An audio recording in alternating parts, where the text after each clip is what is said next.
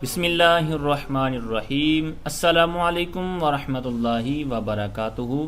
جی ناظرین، سب سے پہلے ہم آپ کو اس چینل میں خوش آمدید کہتے ہیں اور ساتھ میں التماس کرتے ہیں کہ اگر آپ نے ابھی تک اس چینل کو سبسکرائب نہیں کیا تو ابھی سبسکرائب کیجئے اور ساتھ میں بیل آئیکن کو بھی دبا دیجئے تاکہ درس نظامی سے ریلیٹڈ کوئی بھی نئی ویڈیو ہم اپلوڈ کریں تو فوراً اس کا نوٹیفیکیشن آپ کو مل جائے۔ تو جی ناظرین، ہم نصاب النحو کتاب لے کر چل رہے ہیں، گرامر کی کتاب ہے۔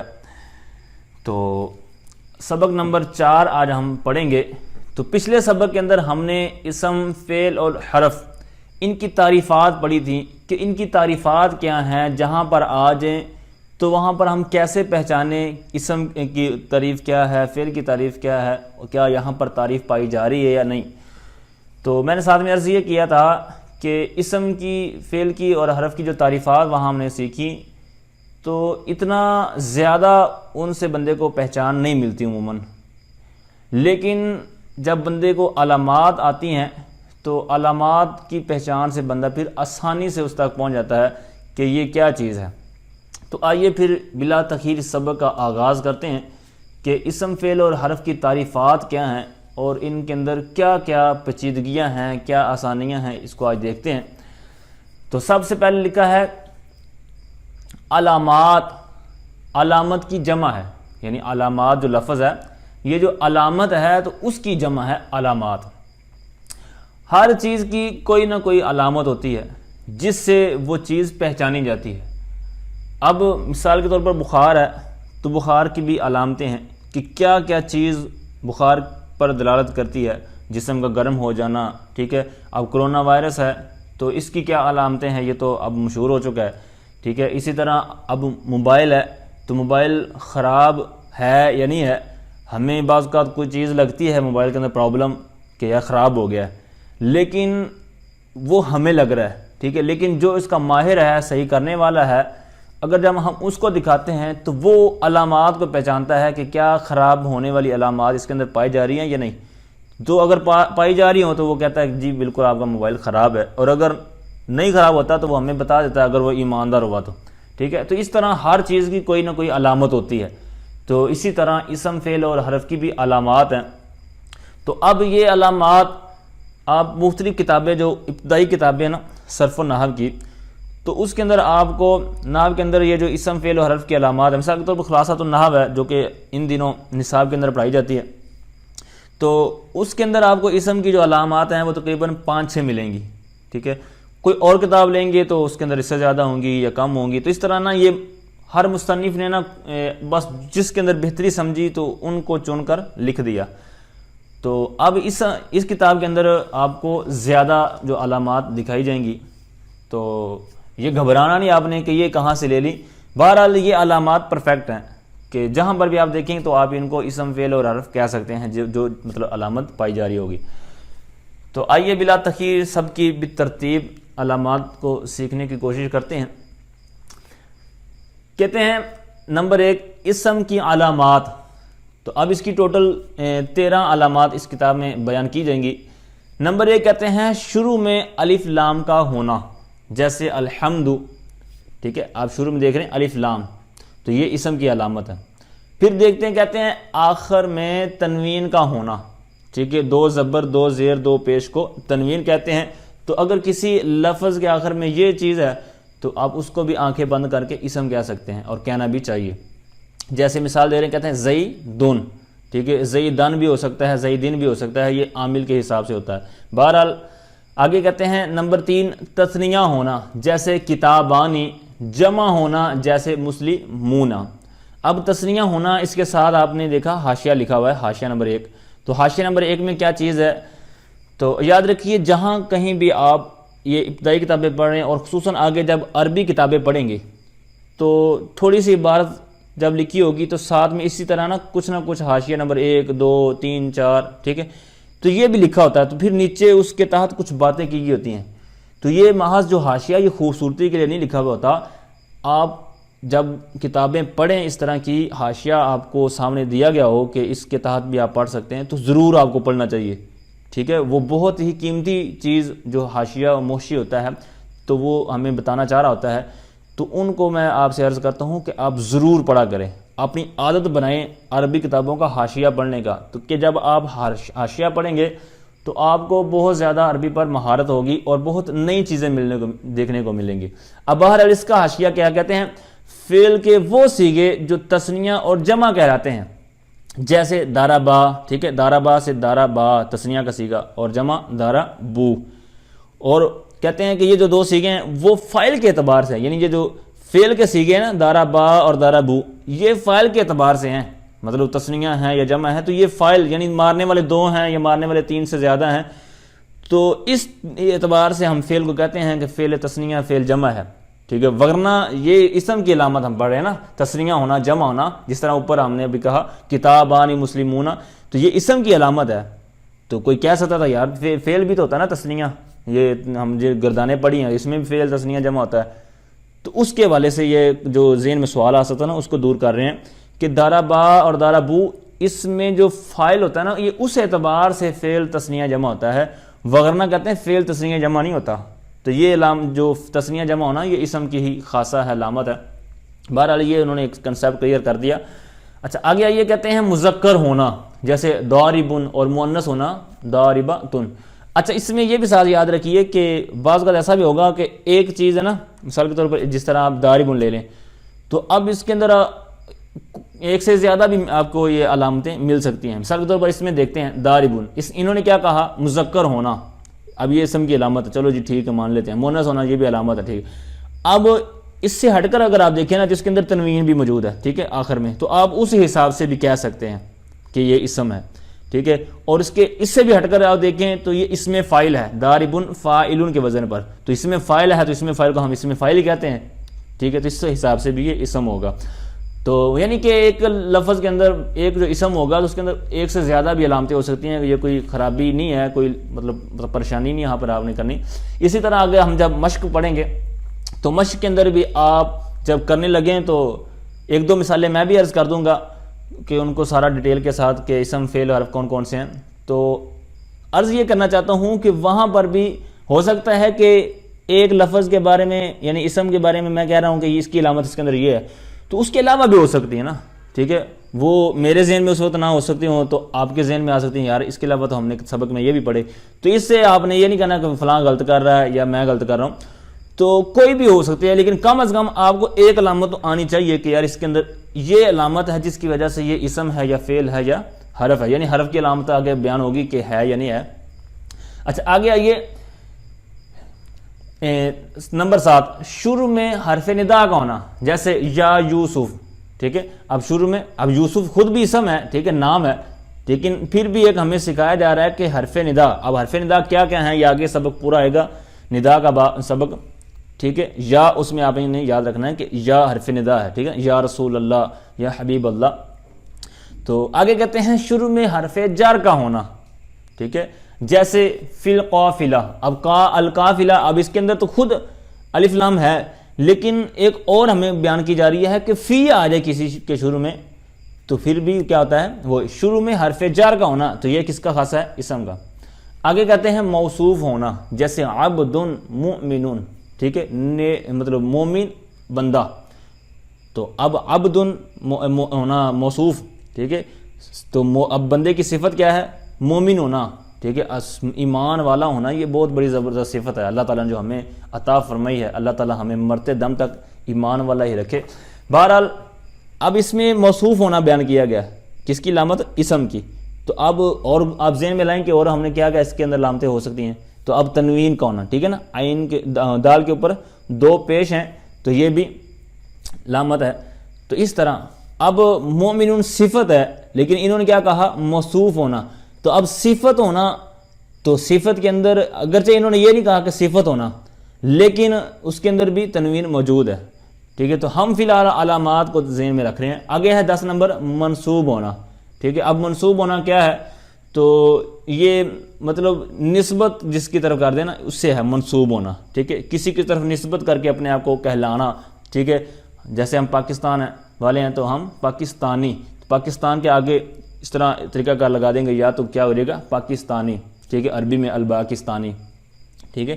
تو اسی طرح رضوی، ٹھیک ہے، تو اسی طرح کئی مثالیں ہو رہا ہیں، مکی، مدنی، ٹھیک ہے، ویسے تو مکہ اور مدینہ ہے، لیکن آگے یاز جو نسبت کی لگا دیں گے تو پھر یہ کیا ہو جائے گا، اس میں منصوب بن جائے گا۔ تو اس طرح کئی مثالیں ہیں، اور اس کا بھی ہو سکتا ہے آگے سبق منصوب کا باقاعدہ آئے، ٹھیک ہے، کیونکہ خلاصۃ النحو کے اندر تو اس میں منصوب کو سکھایا گیا کہ باقاعدہ سبق کے اندر، اس کے اندر بھی ہو سکتا آئے، تو جب آئے گا تو انشاءاللہ وہاں ڈیٹیل کے ساتھ پڑھیں گے۔ آگے ہے مضاف ہونا، جیسے طفل زیدن، ٹھیک ہے، تو اب طفل یہ مضاف ہو رہا ہے تو لہٰذا یہ کیا ہوگا، اسم ہوگا۔ زیدن بھی اسم ہی ہے کیونکہ اس کے اوپر بھی تنوین موجود ہے آخر میں، زیدن، تو لہٰذا طفل مضاف ہونا، تو یہ مضاف ہو رہا ہے تو یہ کیا ہوگا، اسم۔ آگے 12 کہتے ہیں مسند الیہ ہونا، ٹھیک ہے، جیسے زیدن قائم میں زیدن، اب یہ مسند الیہ ہے، ٹھیک ہے۔ اب مسند کیا ہوتا ہے، مسند الیہ کیا ہوتا ہے، یہ بھی آگے باقاعدہ ایک سبق آئے گا انشاءاللہ، وہاں پر آپ کو ڈیٹیل کے ساتھ باقاعدہ پڑھا دیا جائے گا، سکھا دیا جائے گا، سمجھا دیا جائے گا کہ یہ مسند الیہ اور مسند کی تعریف کیا ہے، یہ اس کو کیا کہتے ہیں، مطلب ساری ڈیٹیل وہاں پر آئے گی۔ آگے نمبر 13 کہتے ہیں مصغر ہونا، ٹھیک ہے۔ اب یہ بھی ایک اصطلاح ہے، یعنی کسی کا چھوٹا ہونا بیان کیا گیا ہونا، ٹھیک ہے، حسین، ٹھیک ہے، تو یہ اب اس کا فعیل اور فعیلۃ کے وزن پر عموماً آتے ہیں، ٹھیک ہے، تو اس کا بھی ایک باقاعدہ سبق ہے، لیکن تھوڑا سا میں ایک دو مثالیں اور دیتا ہوں۔ جیسے ہررون کہتے ہیں بلی کو، ٹھیک ہے، ہررون یا ہررتن بلی کو، تو اس کی تذکیر بنے گی تو کیا ہوگا، ہریرہ، ٹھیک ہے، حضرت سیدنا ابو ہریرہ رضی اللہ تعالیٰ عنہ، تو آپ کو بھی تو حالانکہ آپ کا جو اصل نام ہے وہ عبداللہ یا عبد الرحمن بیان کیا جاتا ہے غالباً، تو آپ کو حضور علیہ الصلوۃ والسلام نے بلیاں یا چھوٹے بلی کے جو بچے ہوتے ہیں وہ دیکھا، ان سے پیار کرتے ہوئے دیکھا، تو حضور نے ان کو کیا فرمایا، ابو ہریرہ، یہ تو اس طرح یہ آپ کی کنیت مشہور ہوگی۔ بہرحال یہاں پر ہریرہ یعنی چھوٹی بلیاں، ٹھیک ہے، اسی طرح یا بنیہ قرآن پاک کے اندر استعمال ہوا ہے، ٹھیک ہے، حضرت لقمان رحمۃ اللہ تعالی نے اپنے بیٹے کے لیے کہا تو یا بنیہ، اسی طرح حضرت یعقوب علیہ السلام نے بھی فرمایا۔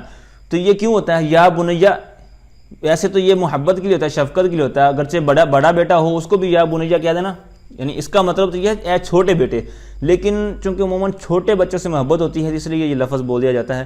تو یا بنیہ، ٹھیک ہے، ہریرہ وغیرہ، تو دیگر کئی الفاظ بھی اس وزن پر آتے ہیں، آپ کے ذہن میں بھی ہوں گے، تو یہ ہوتا ہے مصغر ہونا، ٹھیک ہے، تو یہ بھی اسم کی علامت ہے، اگرچہ حسین اس کے اوپر تنوین بھی موجود ہے، لیکن ایک علیحدہ طور پر ہمیں مصغر ہونا بھی بتا دیا گیا کہ یہ بھی اسم ہوتا ہے۔ اچھا آگے آئیے فعل کی علامات۔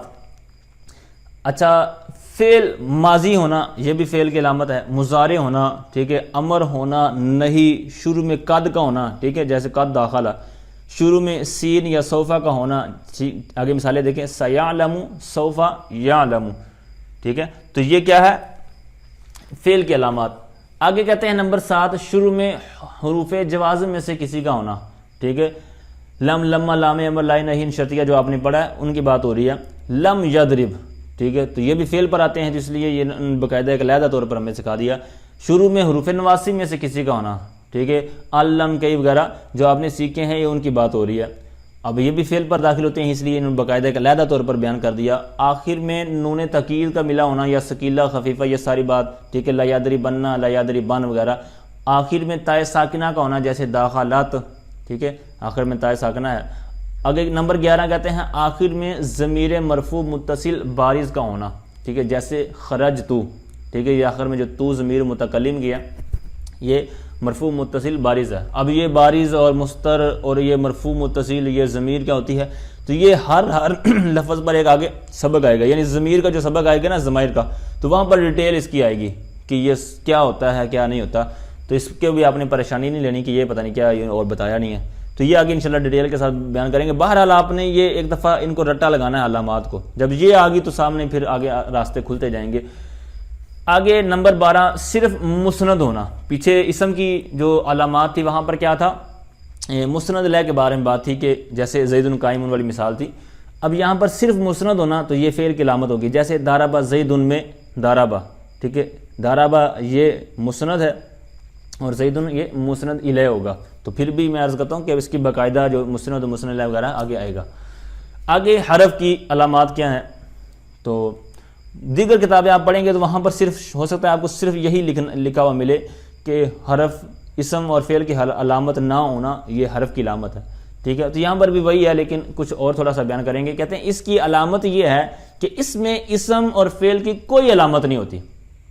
البتہ اس کے چند فوائد ہیں، کچھ فائدے ضرور ہیں. کیسے جیسے دو اسموں یا دو فعلوں یا دو جملوں یا اسم اور فعل میں ربط پیدا کرنا، یعنی کو آپس میں ملانا، تعلق پیدا کرنا، ایک دوسرے کے ساتھ ملا کر ایک جملہ بنا دینا، تو یہ اس کام آتا ہے. یعنی یہ دوسروں کے ساتھ احسان ہی کرتا ہے، حرف ہے، مدد کرتا ہے دوسروں کی، ملا دیتا ہے. اللہ تعالی ہمیں بھی بچھڑے ہوں کو ملانے کی توفیق عطا فرمائے. آگے کہتے ہیں مثالیں دیتے ہیں، کہتے ہیں زید فی الدار. ٹھیک ہے، اب اس کے اندر زید یہ اسم تھا، الدار یہ بھی اسم تھا. ٹھیک ہے، اوپر انہوں نے کہا نا دو اسموں دو فعلوں، تو یہ اسی طرح ہمیں مثالیں ایک ایک سب کی دیں گے. اب دو اسموں انہوں نے کہا تو ان کی مثالیں کیا ہیں؟ زید یہ بھی اسم ہے، الدار یہ بھی اسم ہے، تو ان دونوں کے درمیان ان کو ملانے کے لیے فی آ گیا. ٹھیک ہے، تو انہوں نے ایک ملا دیا اور ایک پورا جملہ بن گیا کہ زید گھر میں ہے. ویسے ان کا کوئی معنی نہیں تھا زید الدار، لیکن فی آنے کی وجہ سے ایک پورا ہم نے جملہ مل گیا. اچھا، آگے پھر انہوں نے کہا تھا دو فعلوں. ٹھیک ہے، تو آگے تعلم و علم. ٹھیک ہے، یہ دو فعل تھے، تو ان کے درمیان بھی دیکھیے، کہتے ہیں تعلم زید القرآن و علم. اب درمیان میں وہ آیا حرف عطف. ٹھیک ہے، آپ نے پڑھا ہوگا. ٹھیک ہے، تو اس طرح یہ آپس میں مل گئے. اب علمہ، ٹھیک ہے، تعلم زید القرآن، زید نے قرآن سیکھا. ٹھیک ہے، خود سیکھا، وعلمہ، اور قرآن کو سکھایا، ان دوسروں کو بھی اس کی تعلیم دی. اب یہ باب افعال اور تفعیل، جب اس پر کسی صیغے کو لے کے جائیں گے وزن کو، تو یہ پھر متعدی کا معنی دے گا. ٹھیک ہے، تعلمہ یہ باب تفاعل سے، یعنی خود سیکھنا. ٹھیک ہے نا، خود سیکھنا، تو اس نے یہاں پر خود سیکھا، اور باب تفعیل سے جب لے کے گئے علامہ یعنی صرفہ کے وزن پر، تو اب یہ ہوگا متعدی معنی دے گا، دوسرے کو سکھانا. ٹھیک ہے، تو آگے کہتے ہیں ان تدرب ادرب. اب اوپر انہوں نے کیا کہا تھا؟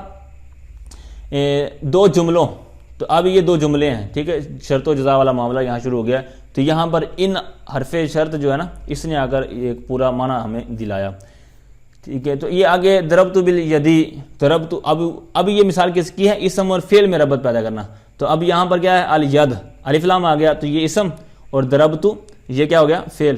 تو با درمیان میں آ گئی، تو انہوں نے اس با نے آ کر ایک معنی ہمیں دلایا. اب یہ تھا اسم، فعل اور حرف کی علامات، اور کچھ مثالیں ہم نے یہاں پر بھی سیکھی. آگے ہے مشق. سوال نمبر 1، مشق ہے اسم، فعل اور حرف الگ الگ کریں اور ان کی علامات کی نشاندہی کریں. اب یہ سارا کچھ آپ نے خود کرنا ہے. صرف ایک مثال میں یہاں پر عرض کر دیتا ہوں. ٹھیک ہے، اب یہ کوئی بیان کرنے والی چیزیں نہیں ہیں، یہ سارا جو ہم نے ابھی پڑھ لیا نا تعریفات اور علامات، تو خصوصاً آپ نے علامات کو ذہن میں رکھتے ہوئے ان کو آپ نے بنانا ہے. اب چاہے آپ خانے وغیرہ بنا لیں رجسٹر پر، صفحے پر، تو جیسے بھی آپ نے کیا کرنا ہے، اسم، فعل اور حرف ان کو الگ الگ بھی کرنا ہے، اور ساتھ میں مینشن بھی کرنا ہے علامات کو. یعنی آپ نے اسم کے اندر کسی چیز کو لکھا ہے تو بتانا پڑے گا کہ اس کے اندر یہ علامت ہے، اس وجہ سے میں نے اس کے یہاں پر لکھا ہے. تو 3 بھی علامتیں ہوں، کسی کے اندر 2 بھی پائی جا رہی ہوں، کم از کم آپ نے ایک ایک لکھنا ہے. تو پھر کسی کو چیک بھی کروا دیں، ہمارے واٹس ایپ نمبر پر چیک کروا سکتے ہیں. تو بہرحال آپ نے اس پر محنت کرنی ہے. ٹھیک ہے، جو نہ سمجھ میں آئے وہ آپ نے پوچھ لینا ہے. تو اس کے اندر کوئی اور پریشانی والا کوئی معاملہ نہیں ہے. اب ایک مثال میں پہلی عرض کرتا ہوں. کہتے ہیں قد جاءکم من اللہ نور و کتاب مبین. تحقیق تمہارے پاس آیا، اے لوگو تمہارے پاس آیا اللہ تعالیٰ کی طرف سے نور، یعنی حضور علیہ الصلوۃ والسلام، و کتاب مبین، اور روشن کتاب یعنی قرآن پاک. اچھا، اب یہاں پر ہم نے جو علامتیں پڑھی میں عرض کرتا ہوں. جاء یہ خود بھی فعل ماضی ہے، لیکن قد جو ساتھ آیا ہے تو یہ بھی ہم نے باقاعدہ پڑھا تھا کہ قد کا آنا یہ بھی فعل کی علامت ہے. ٹھیک ہو گیا. اب کم یہ ضمیر ہے، ٹھیک ہے نا، جس طرح تھا نا جزاک اللہ. اب جزا یہ فعل ماضی ہے کہ اللہ تعالیٰ تجھے جزا دے. ٹھیک ہے، اگرچہ معنی ماضی والا نہیں بن رہا، دعائیہ معنی ہے. ٹھیک ہے، آگے ہے کاف، جزاک اللہ. تو اب یہ کاف جو ہے ضمیر ہے، کا کما کم، یہ وہاں سے یہ ضمیروں والا سبق آگے باقاعدہ آئے گا، تو یہ ساری آپ کو سکھا دی جائیں گی. تو یہ کم ضمیر ہے، تو ضمیر کو ہم کیا کہتے ہیں؟ اسم ضمیر. تو لہٰذا یہ کیا ہو گیا؟ اسم کے اندر. آگے ہے من اللہ. اب من یہ جارہ ہے، ٹھیک ہے، تو جار ہونا یہ کس کی علامت ہے؟ شروع میں جار ہونا، تو یہ اسم کی علامت ہے. تو من اللہ اگر پورا دونوں لفظ لیں گے تو یہ آپ پھر بنائیں گے اسم. ٹھیک ہے، اگر صرف من لیں گے تو پھر اس کو بنائیں گے حرف. اور اللہ، اب اس کے اوپر اللہ اسم جلالت، اب یاد رکھیے جب اللہ تعالیٰ کا نام اس طرح لینا ہو تو یہ نہیں کہیں گے یہ اللہ لکھا ہوا ہے، ٹھیک ہے، اللہ اس میں جلالت، یہ تھوڑا سا ادب والا اور زبردست معنی ہے اور لفظ بولا جاتا ہے، اللہ اس میں جلالت، ٹھیک ہے نا، تو اس طرح آپ بولیں گے تو یہ بہت زبردست لگے گا اور ادب والا دائرہ، ٹھیک ہے، تو اس طرح کریں گے۔ آگے ہے نورن، اب اس کے اوپر تنوین ہے تو یہ اسم کی علامت، واو یہ حرف ہے، ٹھیک ہے، حرف عطف، کتاب مبین، ٹھیک ہے، کتاب مبین، اب کتاب یہاں پر موصوف بھی بن رہا ہے، ٹھیک ہے نا، یعنی کون سی کتاب؟ روشن کتاب، ٹھیک ہے، اور مبین، اچھا کتاب اس کے اوپر ایک تو ہو گیا نا موصوف ہونا، ساتھ میں تنوین بھی ہے تو اس حساب سے بھی یہ اسم بنے گا مبین، ٹھیک ہے، تو اب اس کے اوپر تنوین ہے اور مبین یہ اس میں فاعل بھی ہے تو اس حساب سے بھی دیکھ سکتے ہیں آپ۔ بہرحال کئی طرح سے جو ہم نے مثالیں وغیرہ اور اس کی علامات بیان پڑھی ہیں تو اس حساب سے یہاں پر آپ کر سکتے ہیں۔ تو اللہ تعالیٰ سے دعا ہے کہ اللہ تعالیٰ ہمیں یہ جتنا بھی پڑھا ہے ان کو ہمارے ذہنوں میں راسخ فرمائے، آمین بجاہ النبی الامین صلی اللہ تعالیٰ علیہ وآلہ وسلم۔